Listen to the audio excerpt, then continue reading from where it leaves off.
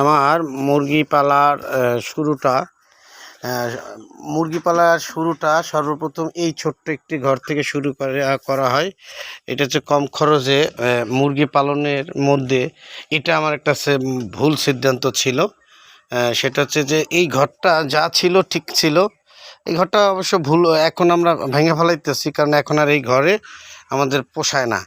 একটি ঘর যদি মুরগির ঘরও যদি বানায়, সেটা পাশে 2.5 ফিট নিতে হবে। কিন্তু এটা আমরা নিয়েছিলাম 3.5 ফিট, যার ফলে আপনার এই যে দেখা যায় যে এই যে হাত দিলেও মুরগি পাওয়া যায় না, তারপরে 1 ফিটের মতন ফাঁকা থাকে।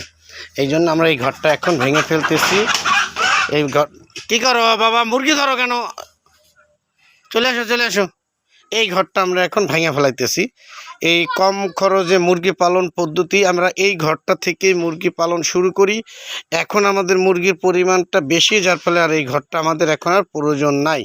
এখন আমরা এই ঘরের ভিতরে আমরা মুরগি নিয়ে আসছি, যেখানে মুরগিগুলো থাকে। এটা এই হচ্ছে, আর এই হচ্ছে রোদের তাপমাত্রা পায়, আর্দ্রতা পায়, সব কিছুই মিলেই ভালো, এবং বাহিরেই থাকে মুরগিগুলো এখন। আর রাত হলে মুরগিগুলো ঘরে উঠাই।